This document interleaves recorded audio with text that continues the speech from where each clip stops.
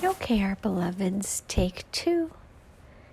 Technical glitch on our another's part. So today we wish to discuss that you find yourselves in a vastly different energy. You can feel that you are in the middle of a vortex or a blender.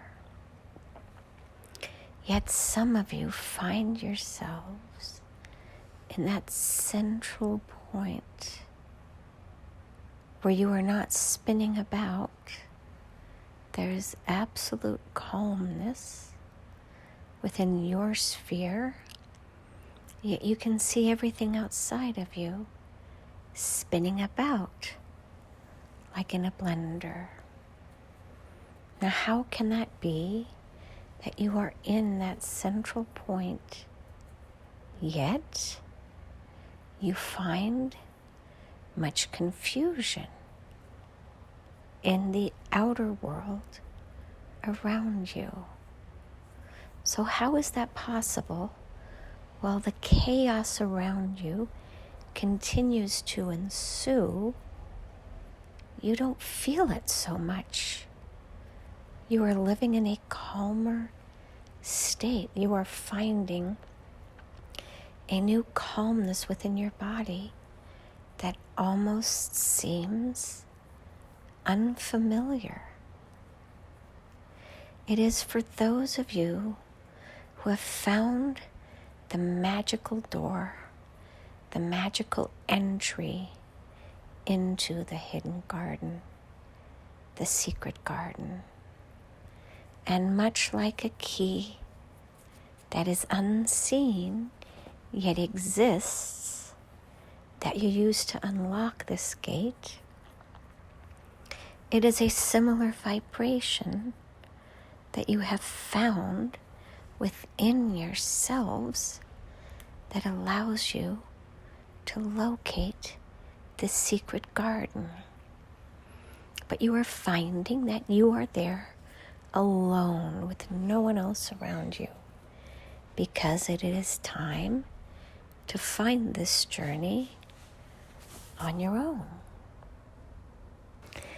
This is a journey that you cannot join others on, nor can they join you. When you get pulled through the eye of the needle, you have to lose everything and everyone in the literal and figurative sense, because you and you alone are on this journey. And it is a journey of self-discovery and self-acclimation.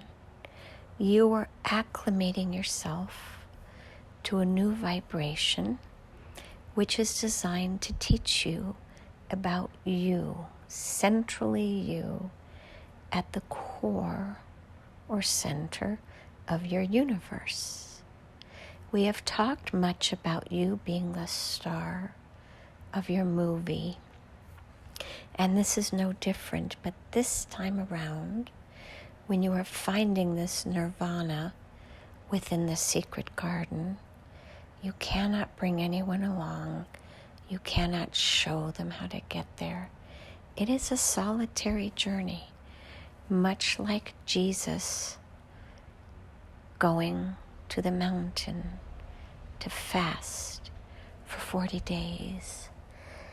This is your time, your journey to be tested, and not tested by Satan, but by your own ego. Can you be tempted to become something that you are not? Or are you so solid and grounded in who you are that you find a vibration of truth and honesty and integrity where nothing can pull you from that? That is what each of you is being called on. And as Sophie Scholl said, what are you willing to stand up for? And what are you willing to die for? What is your golden cross that you will carry to your point of crucifixion? And it is not a literal crucifixion, is it? It is an energetic crucifixion.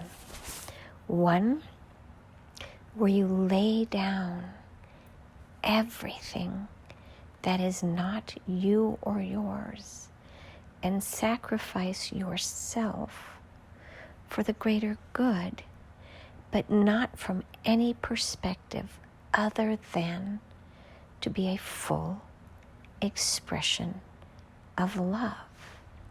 And anything that is not love, including how you treat yourself, must be set aside.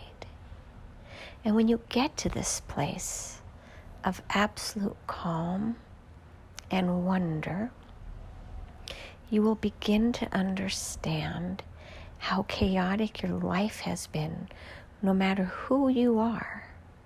Because when you are in a state of fearful vibration, for whatever reason, it feels agitated and animated. However, when you find this place of calm within you, you will realize that this is something that you have never responded to, that you have never experienced, and you have never seen, touched, heard, felt, or enveloped or been enveloped by your entire lives. This is a brand new vibration to this planet.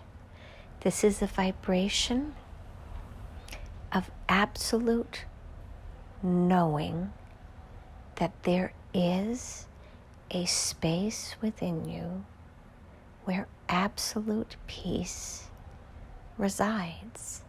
And no one has been able to reestablish this connection up to now on Mother Earth because it was not present. And why do we say reestablish versus establish? Because you come from this vibration of the Om. And when you come to Mother Earth, you come to seek to reestablish this connection, to see if you can find that light socket, that electric outlet into which you can plug yourself to connect to the divine.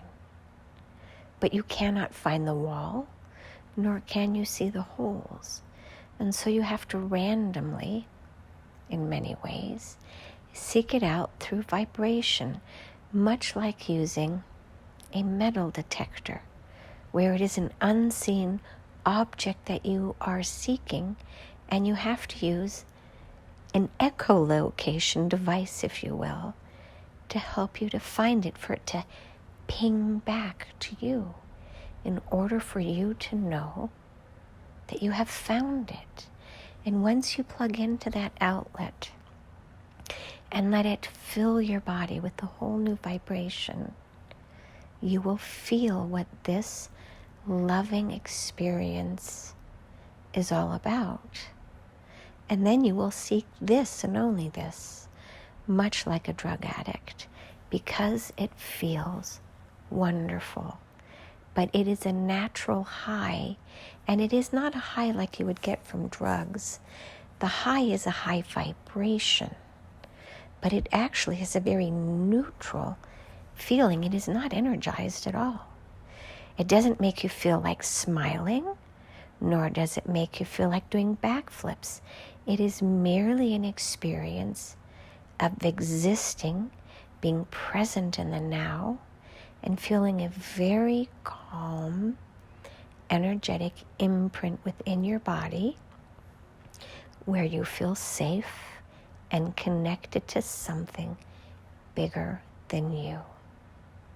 It is out there. and it is seeking you, but it is not actively seeking you. It is passively seeking you, meaning that it is a beacon of light that calls you or draws you in, but you must seek it in order to ignite your own firefly light from within. Illumination is no longer seeking anything outside of yourselves.